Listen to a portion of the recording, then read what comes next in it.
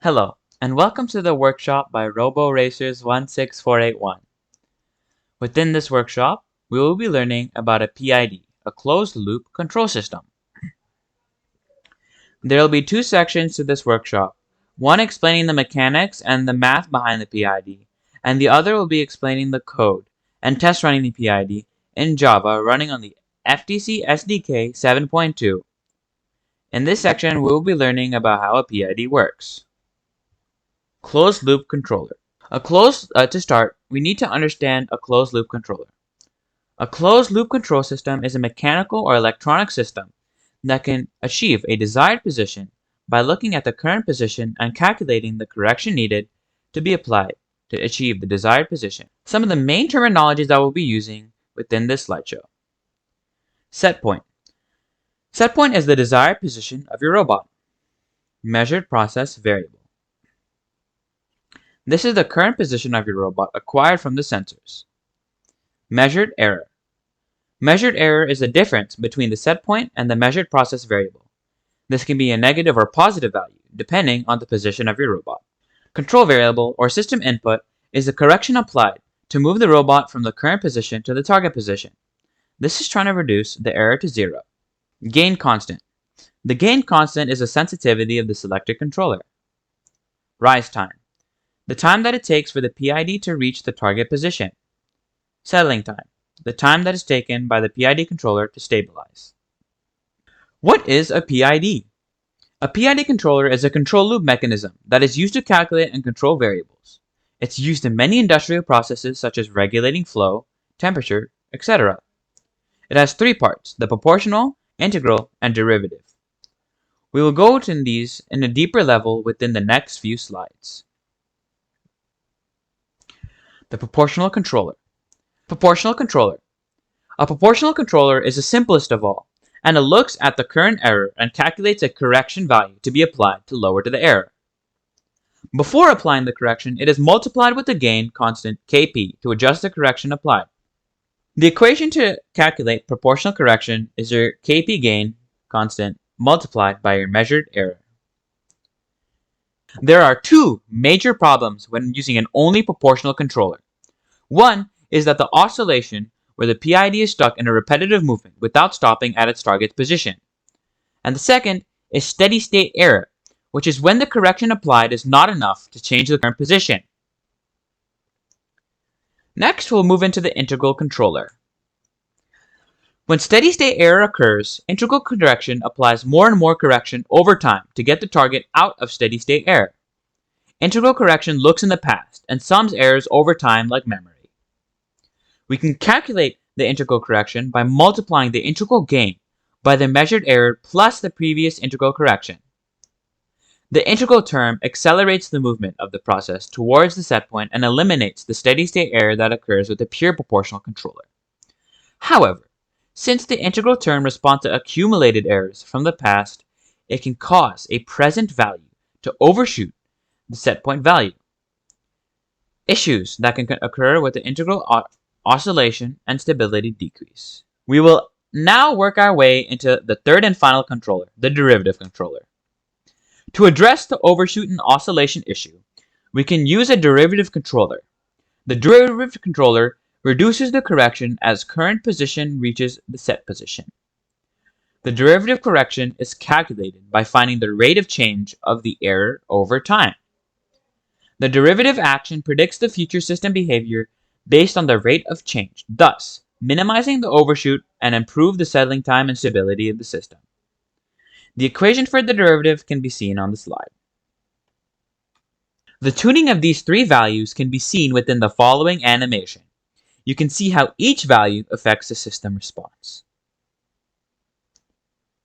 These are all the basic controllers that you will need to know moving forward when learning PID. Always keep these in the back of your mind as you progress towards learning the full functionality and uses for the PID. These are the sources that we got most of our information from. Thank you. Alright, so now I'm going to go over the code. First of all, we have to have our standard imports: linear op mode, teleop, distance sensors, servo, and these two are my system specific because I'm using a distance sensor and a servo. We have time elapsed. We do our math based off of the time elapsed. We have the FTC dashboard, which we use to tune configurations, and all of these are just parts of the FTC dashboard, and this is part of the rev sensor, just our standard teleop. So I'm going to define my sensor, I'm going to define my servo motor, and I will come back to these values. So this is the KP, which is the proportional gain, this is the integral gain, and this is the derivative gain. You modify these values to tune your PID, which I will go into with the FTC dashboard, and I can show you a nice and easy way to tune your PID. So we start off with our errors as 0, just these do change later, but just for now they're 0.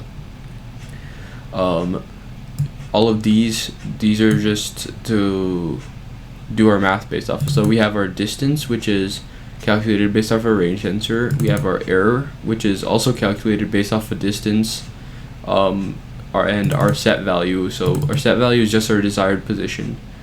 And we also have our previous error, which is used for integrals, and it's used for our derivative as well. So next we have if our running. So this is just for me to run the PID. So you want to press a button on your controller and it'll start running your PID, and this is just the default servo position, but this does get changed.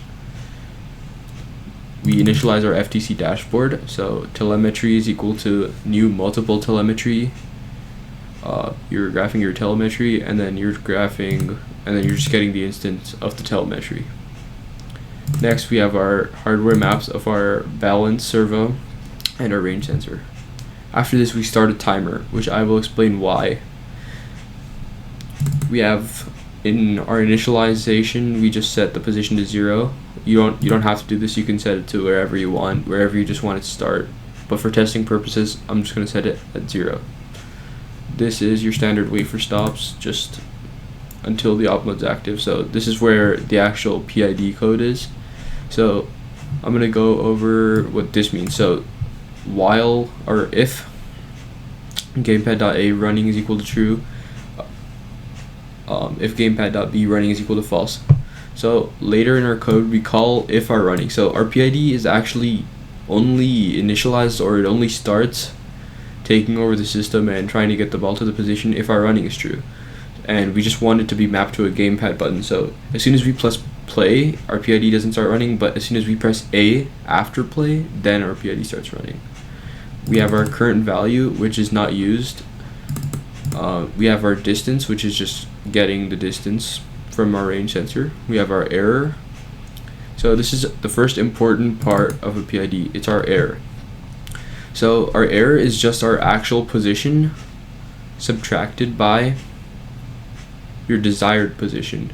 So it's how far away from you from where you need to be. So let's say I want to get to 50 feet, but I'm 25 feet away. So 25 feet. So my error here is 25 because 50 minus 25 is 25. We use this, and we use our gains, as I've said earlier, all in combination to control the servo. So as soon as you press X, the servo position is set to 0. So this is not actually a part of the PID controller. It's just to reset the system. So our P error is calculated off KP times error. I'll go into this in depth later. I'll go through the math later. So you can just, if you just want a PID controller that works, you can just copy our code. The link's in the description. If you have any questions, you can also email us about this. So you have PID D error, which is calculated KD, which is your gain. So your D gain is multiplied by your error minus previous error divided by the milliseconds. So I'll go into what the D does, what your derivative does, and why it's done like this later.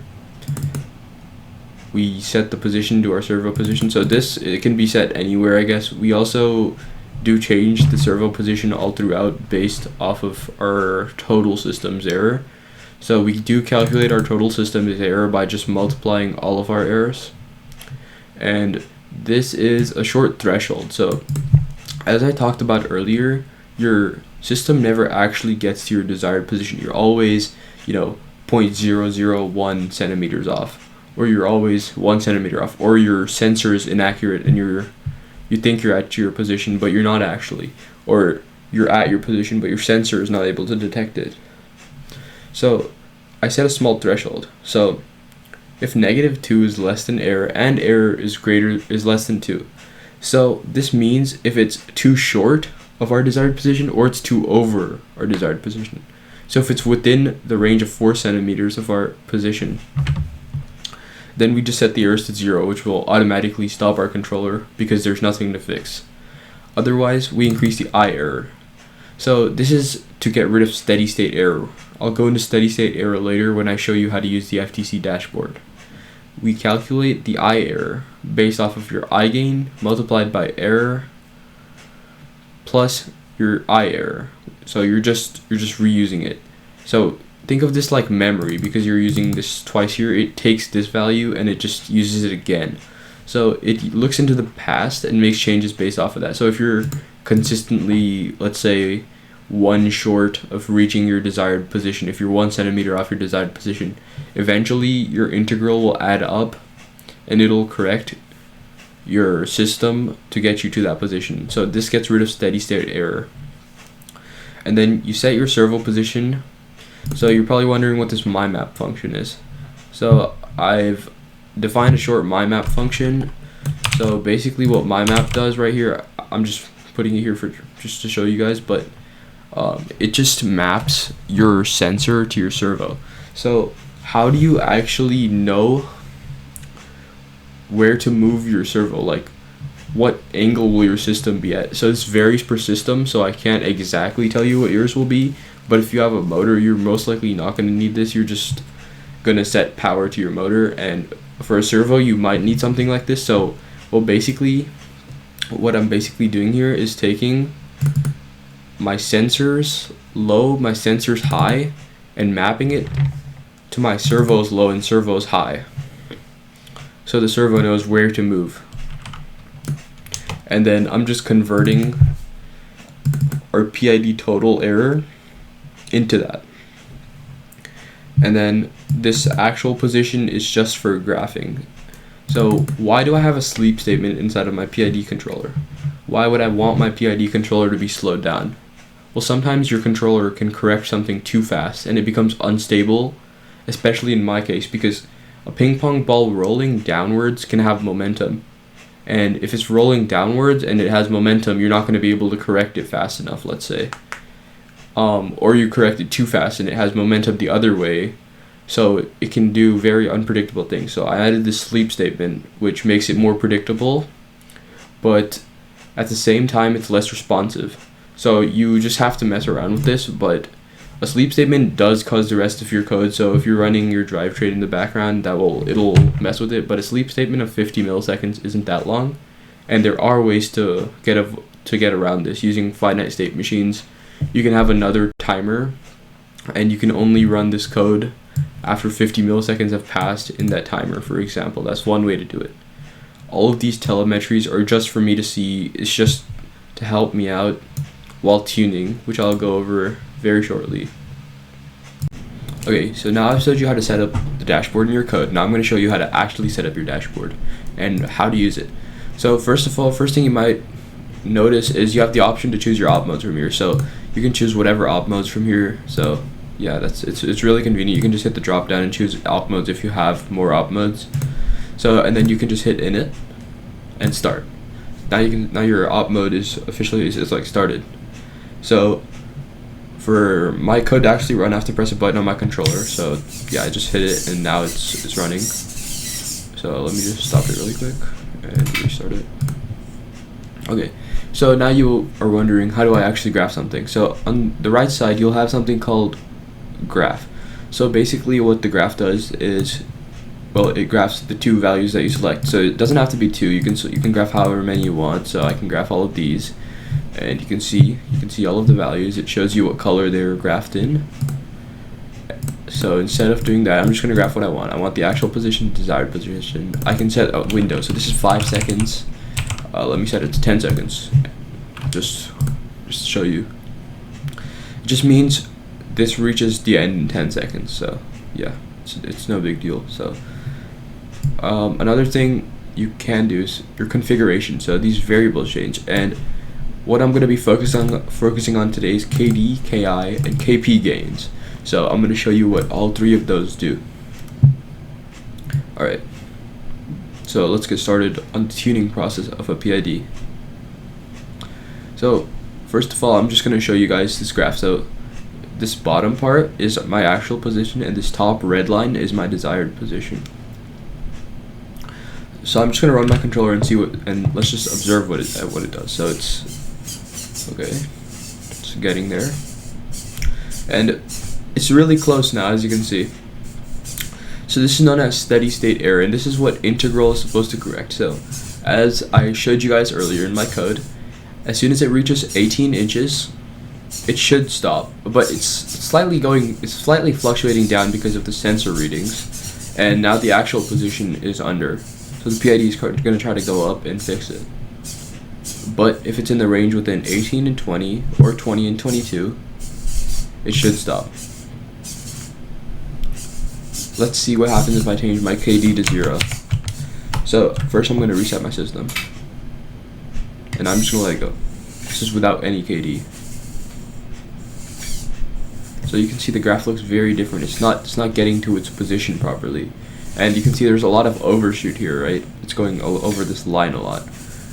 So what KD does is it tries to get rid of overshoot. So now let me set a small KD value. Let's set it at 1. Okay. Let's see the difference let me just move this all the way down, and let's let it happen. Okay, the graph does look slightly different, but it's not noticeable. It's like it doesn't make a difference, not enough of a difference. So let's up the KD value to 20, and let me reset the system. Let's go. Okay. So one thing I do notice is this bottom, it's getting higher, so that it's getting better. It's getting closer. So let me up KD a little bit more. So let's run with 50. Reset. Let's go. Okay, so now this is noticeable. You can see on the camera the system's actually making a lot more fine corrections. Like you can hear it, and you can see the servos making a lot of more smaller movements, but KD is still not high enough.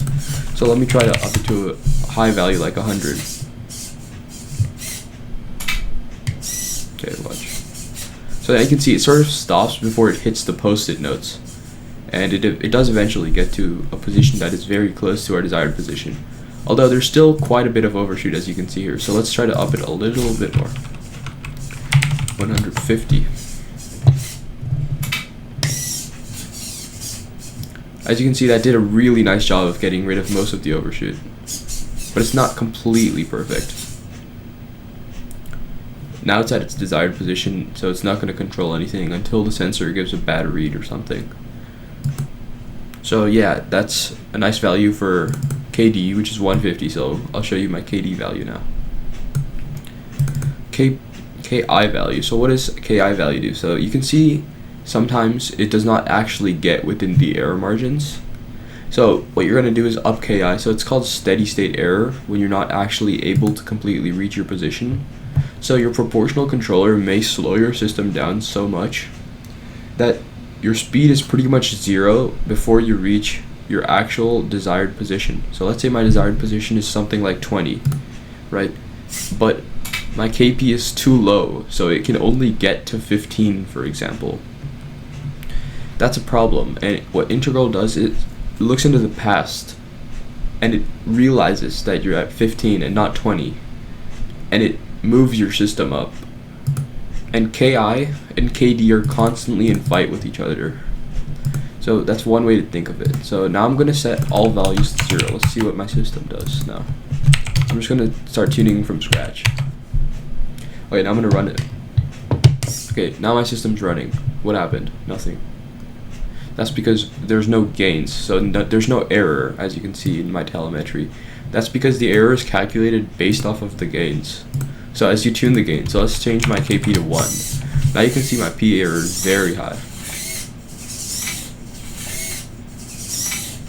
So generally when you're tuning a PID, you're going to want to, let me just stop this. So you're going to want to make KP to a value where it fluctuates around your line, where it fluctuates around your desired position. So this is fluctuating very high. So let me try moving KP down like halfway and let's see what happens now. Okay, it's slightly better because it's not going all the way down now. Yeah. Let me lower it even more, 0.1. Okay, maybe that's too low, right? Because now it's not moving at all. So let's try 0.2. Reset.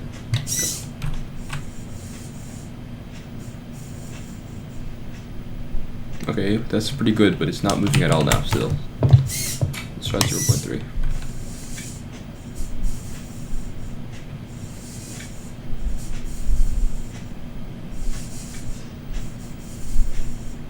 Okay, so 0.3 is a pretty good value, but it still does not move at all at one point. So let's try 0.35.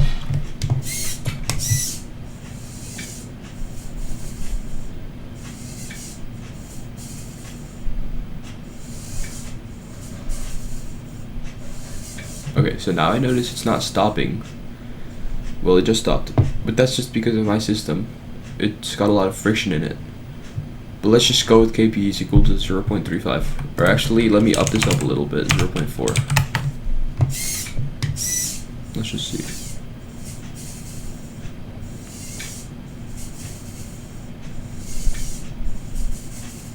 So with KP controller, you're expected to have a pretty big overshoot, and that's what derivative controls. So I'll show you how to get rid of this. So the next thing you're going to want to do is add a derivative.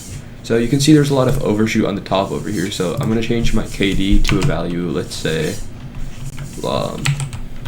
50, just a pretty big value. Let me reset. So as soon as I started that, you can see this one's already lower than this. So yeah, just one example of what KD does. So you can see your KD, it doesn't have a big enough difference. That's because my KD value is not high enough. So let me up it to 100. Reset. Let's see it. Okay, so it actually gets to its desired position now. So here's what I noticed: it went up, went down, and then it got to its desired position. So that's fine, but I want it to be better. So let me reset. Let's see if it's consistently doing this at least.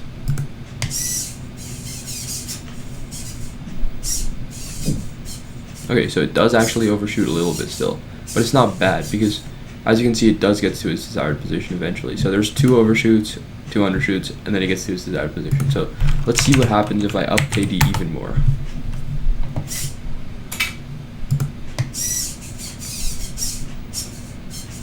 Wow, that was actually really good. So it went from the bottom, came up, overshot this little bit, and got into its error margin. So it did a pretty nice job right there. But let's see if I turn it even more up. So 200. Yeah, okay. So it does get to its desired position. There's a lot of overshoot, and the graph looks a little weird now. It doesn't go over first, it goes under first. So maybe this is a little too high. So let me try 175 now.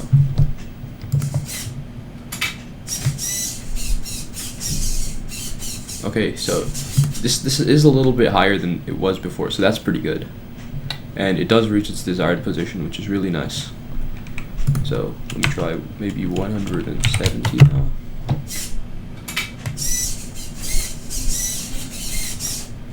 Okay, so 170 does work.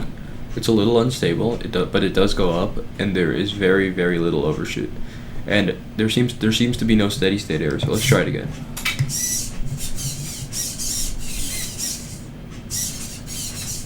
Okay, that's really nice. So here, let me explain to you what steady state error is. If my actual position is at 15 and my controller is not going up at all, like it's not able to fix it to 20, then that's called steady state error because there's just a difference of 5, and integral helps get rid of that. There's no steady state error in my system, so I don't really need integral. But I can set it at some super low value, like 0.05, and let's just see what happens. It shouldn't make a very big difference, especially because my system's like has a lack of steady state right now.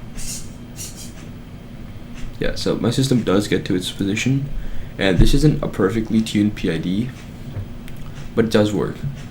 So now let's just try individually. What does a KD do when everything else is 0? What does KP do when everything else is 0? And what does KI do when everything else is 0? Just to individually see how they affect the graph. So yeah, let me reset the position of my controller. So everything's at 0. So let's set KP to 1. So it just fluctuates around its target position. KP 0. So I already showed you the tuning process of KP on its own, so you can just go back in the video a little bit and you should be able to find that. So now KI, let's set KI to 1. It doesn't do anything, or it's very slow.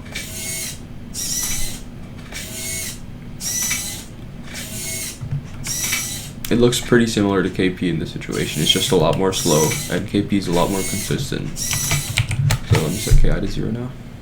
Let me reset the ball. Now KD. So let me set KD to 100. Reset, go. So nothing's happening. That's because KD is supposed to stop overshoot, and the dashboard, it's actually at a position, it's at 5 right now, so it's under 20, so it's not going to do much at the moment, at least. But if you had a KP controller, so I believe we went with 0.4, it does do something now. You can see when these two work together, it does get to its set position. So this is known as steady state error, as you can see on the top right here, because it's not exactly at its position, and integral is supposed to help with this. But one thing to note about my system, I have a margin from 20 to 22. So if I show you guys my code right here, here, let me get my code. You guys can see that I have this one if statement that says if the error is within a margin of 4. So if it's 2 less than the error or 2 greater than the error, you set all of the errors to 0, which will just stop the controller, because as I showed you guys earlier, when there's no error, the controller doesn't move. And if it's not in this 2, so then it starts adding to your integral controller. So if it's at 17, you're not at 18. But let's say your proportional and derivative controller are not able to get you to a value such as 18 or 20 or 22. Your I error will eventually add up over time, which will help you get to that position. So that's how you tune a PID. So how our system actually works. First of all, I've already ran the op mode, and I'm graphing 2 things. I'm graphing our actual position and our desired position. So on the top here, we have our desired position, which is 20 centimeters. On the bottom here, we have our actual position, and it looks a little noisy because the ball is curved, so the sensor is not actually able to too accurately calculate where it is. But it's pretty accurate. It's accurate enough for our own needs. And yeah, so I will let the controller run now. So let's observe what happens on the left. Okay, so we see. Okay, let's give it a second to get to its actual position. So now it's at its desired position. So over here you can see they match. They don't match exactly because at one point you can't get to your exact position, and we don't want the controller to oscillate too much. So what I've done is I've added a threshold. So I've added a threshold of about 2 centimeters plus or minus. So if it's 2 centimeters to the right and 2 centimeters to the left, it should just stop, because we're not actually able to exactly get it to any position at any time in any system. Otherwise the PID controller will never stop, it'll continue correcting forever. So let's just drop this again. Let's just look at it. So over here we can see it overshoots and undershoots, overshoots. Yeah. And eventually it does get lowered. And eventually it lands within the error threshold. And we have our PID controller.